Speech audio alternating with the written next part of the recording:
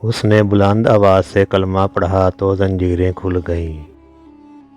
حضرت جنید بغدادی رحمۃ اللہ علیہ فرماتے ہیں کہ میں نے 1 سال حج کا ارادہ کیا۔ جب اونٹنی پر سوار ہوا تو اس کا رخ کعبہ کی طرف ہی تھا، لیکن جب میں نے اس کی گردن پر ہاتھ مارا تو وہ قسطنطنیہ یعنی استنبول کی طرف مڑ گئی۔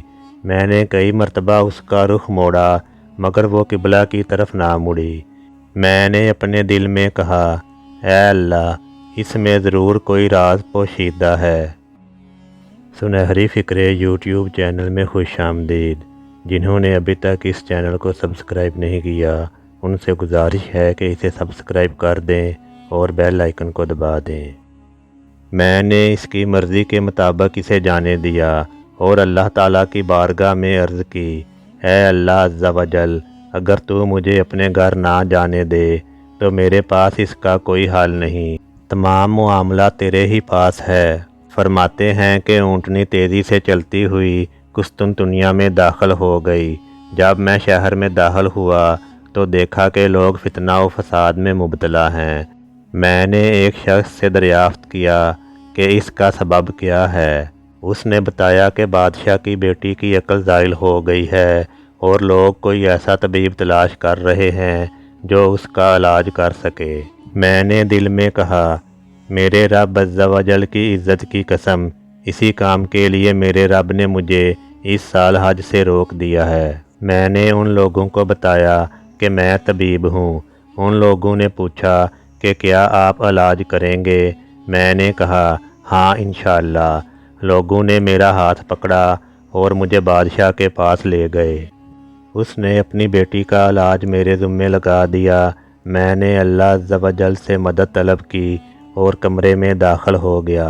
میں نے وہاں لوہے کی کھنک سنی اور کوئی کہنے والا کہہ رہا تھا، اے جنید رحمۃ اللہ علیہ، اونٹنی نے تجھے ہماری طرف لانے کی کتنی کوشش کی جب کہ تو اسے کعبہ کی طرف پھیرتا رہا۔ اس کلام سے میری عقل کھو گئی۔ پھر میں اندر داخل ہوا تو ایسی لڑکی دیکھی کہ دیکھنے والوں نے اس سے حسین لڑکی نہ دیکھی ہوگی۔ وہ زنجیروں میں جکڑی ہوئی تھی۔ میں نے اس سے پوچھا، یہ کیسی حالت ہے؟ تو اس نے جواب دیا، اے دلوں کے طبیب، مجھے کوئی ایسا کام بتائیے جس سے میں غم سے نجات پا جاؤں۔ میں نے اس سے کہا، لا الہ الا اللہ محمد الرسول اللہ پڑھ۔ اس نے بلند آواز سے کلمہ پڑھا تو زنجیریں کھل گئیں۔ جب اس کے باپ نے دیکھا تو کہنے لگا، آپ کتنے اچھے طبیب ہیں اور آپ کی دعا کتنی اچھی ہے، میرا علاج بھی اسی دعا سے کر دیجئے جس سے اس کا علاج کیا ہے۔ میں نے کہا، تم بھی پڑھو، لا الہ الا اللہ محمد الرسول اللہ۔ پھر اس کی ماں آئی، وہ بھی دیکھ کر بہت خوش ہوئی اور مسلمان ہو گئی۔ پھر اس شہر میں رہنے والے سب لوگ مسلمان ہو گئے۔ اس پر میں نے اللہ عز و جل کی حمد کی اور روانگی کا ارادہ کیا تو وہ لڑکی کہنے لگی، اے جنید رحمۃ اللہ علیہ، جانے کی جلدی نہ کیجیے، میں نے اللہ عز و جل کی بارگاہ میں عرض کی ہے کہ آپ کی موجودگی میں میرا انتقال ہو، آپ میری نماز جنازہ پڑھائیں اور دفن کریں۔ پھر اس نے کلمہ شہادت پڑھ کر موت کا جام نوش کر لیا۔